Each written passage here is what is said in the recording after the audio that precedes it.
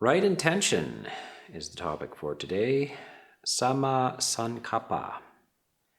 And right intention is an attempt in English to express what this means. And there are various translations of sama sankappa. I think that right intention will do for now, but it must be remembered that it's an emotional activity of the mind. It's not merely an intellectual activity of the mind. It's an attitude of the heart towards the world, towards the experience in the world. So what we really need to reflect on is the relationship between the Four Noble Truths, that is right view, and the various other kind of right view that I discussed in the previous talk, and right intention. At first, when I read about the Four Noble Truths, right view, what followed it, this right intention, it was not obvious why these attitudes would follow from the Four Noble Truths, because the basic Four Noble Truths is there is suffering in the world. The cause of suffering is that everything is impermanent, that there's the impermanence, anicca, dukkha, anatta, and it's your relationship to those. If you understood that, why would you suddenly desist from ill will, harmful intentions, and clinging or greed? Why would that follow from that? It's just a statement of facts about the world. The universe is, everything is impermanent. And why would that radically alter your emotional attitude? So this is what you want to reflect on, is why does right intention arrive and arise from right view? It will tell you about the nature of right view. So if you look at right intention, first of all, there's three factors in it.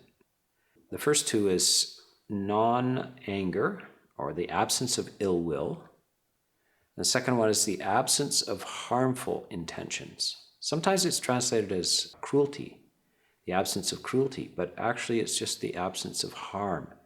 And many of you are familiar with this word ahimsa, non-harmfulness. Gandhi was very big on the ahimsa movement.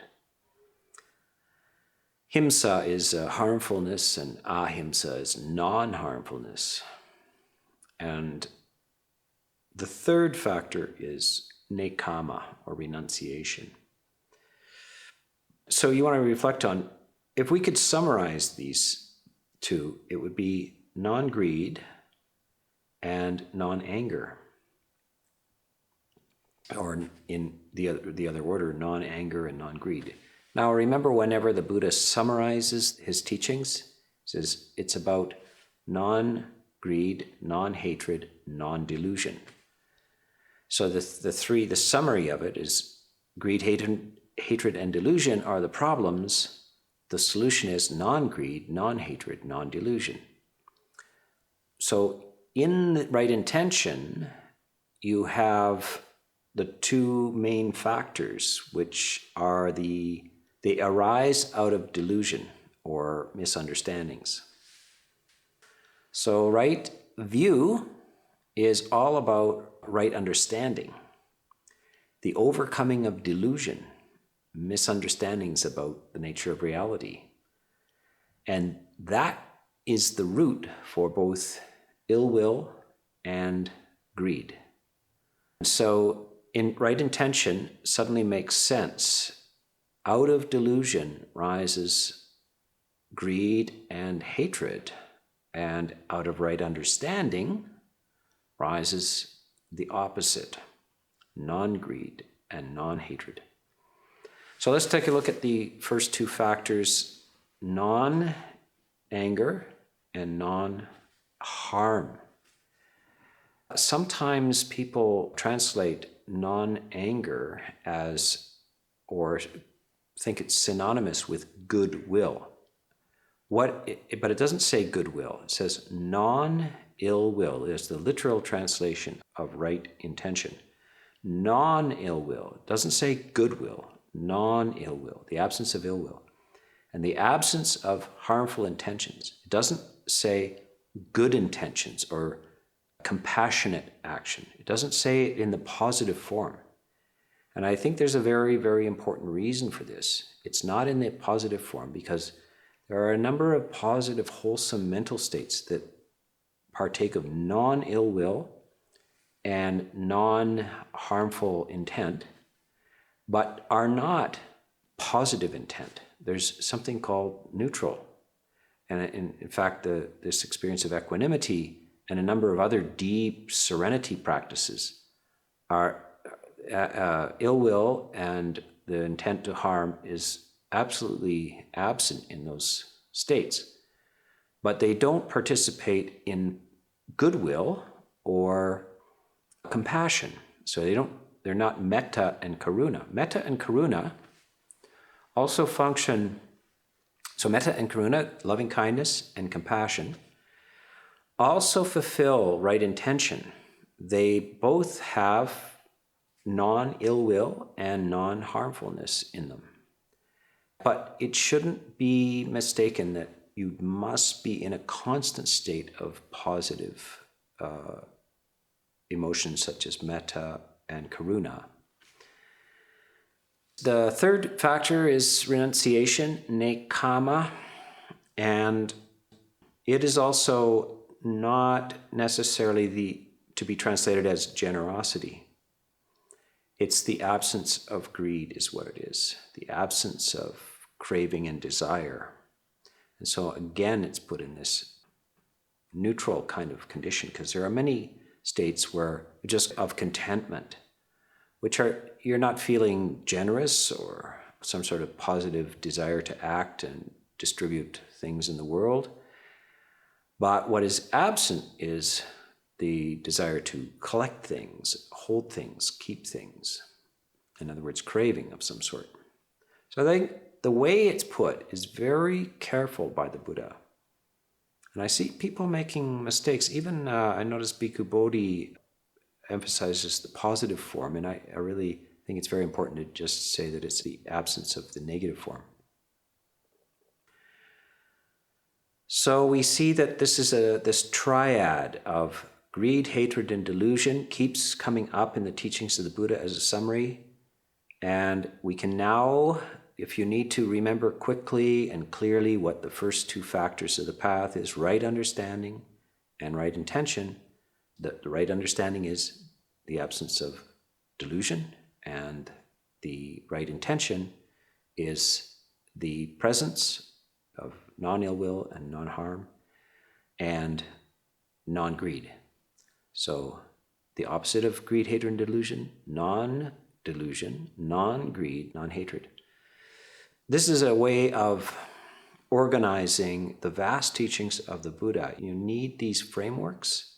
And when you have the frameworks, you can meet all kinds of detailed teachings and new teachings, and you have a pattern which you can put them in. It's like understanding the principles of mathematics rather than just memorizing the times table. You start to know how to do it. So you can actually digest the large bodies of information if you have frameworks to put them in. So right intention is also related to that story the Buddha talks about when he was a bodhisattva. He sat down and he decided that he would divide his thought processes into two heaps, and one would be unwholesome and one would be wholesome. And the unwholesome ones were thoughts that he had that could be regretted, that were tainted, had problems to them. And then there was another type of thought which was wholesome, and there was never any regrets from having them. So he made this strong determination that he would regulate his thinking process, something that I suppose people are inclined to try to change that, but most people are having myriad of thoughts come up, and they're of all kinds, and the idea of controlling them often just does not occur to the ordinary person. It occurred to the Buddha to control his thinking, and that he would definitely not think certain thoughts, and that other thoughts, when they came up, would be welcomed and maintained. And so he gave it a whirl, and he said it worked. It was very, very good. When I declined to think these unwholesome thoughts, when I dismissed them and replaced them, I found this a very, very successful technique. So actually, right intention is a form of meditation. It's a form of very high standards of mindfulness of the mind. So it actually fits very nicely under the third category of mindfulness of the mind, citta nupassana. That is high awareness, whether one is angry or not, greedy or not, deluded or not, expansive mind or not, concentrated mind or not. So this is a form of mindfulness practice, and it's the second factor of the path. It's right intention. And so we're actually incorporating this into the higher parts of the path. You will see this basically come up in a little more expanded form under right effort as well. It's very, very closely connected with right effort. What are wrong efforts? There's 2 wrong efforts to be freed from, and there's 2 right efforts to be developed, or 2 types of mental states to be developed under right effort. So that's very closely connected with right intention. The next part of right intention that you need to see is that it precedes right speech and right action. So you can't have right speech and right action if you don't understand what right intention is. So you will see that he takes the subtlest thing, that is the mind, your intentions toward the world, precede your speech, because where does your speech come from? It comes out of your intentions. And so if you you can't just have right speech, you need right intention first, and that informs and spontaneously produces right speech. Right speech is very, very difficult to do. It's one of the things that happens very, very fast in your interactions with people. So how do you do right speech? You do it by establishing yourself in right intention.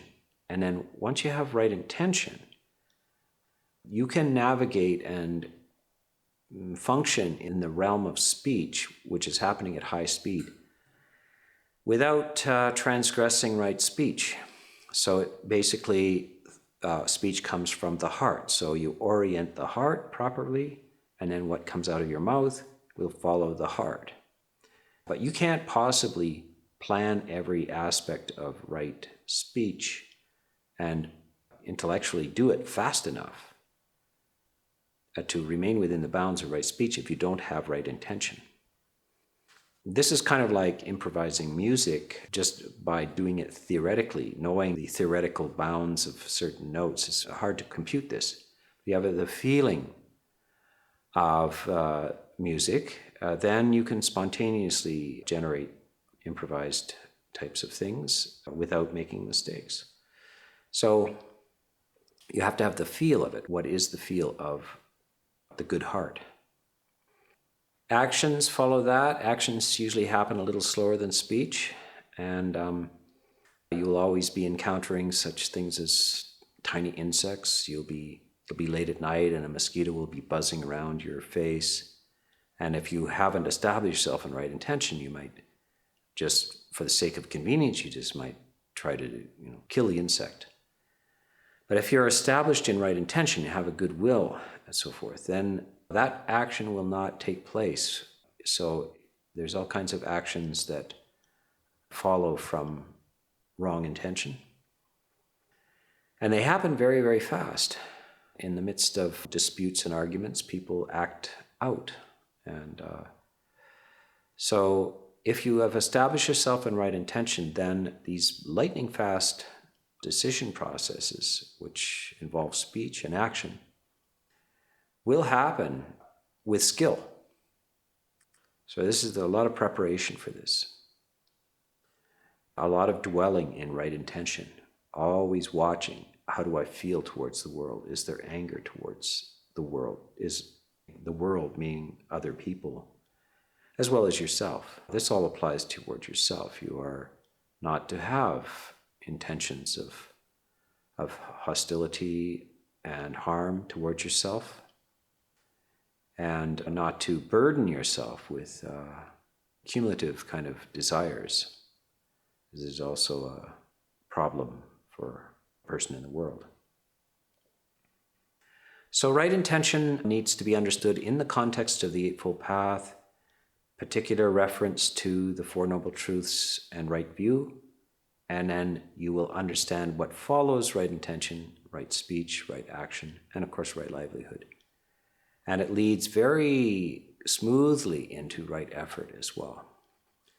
So that is it in brief, and I'm packaging it in brief and trying to give you memory structures so that you can actually use this in a practical, everyday way without having to open a book and go over all the details again. The delivery by the Buddha of these things is an oral delivery, and people had to remember it because it wasn't written down, and it had to be in a form that's useful. It's no good if you can't remember it and have it quickly to mind. So that's why I want to formulate it this way and to explain it this way.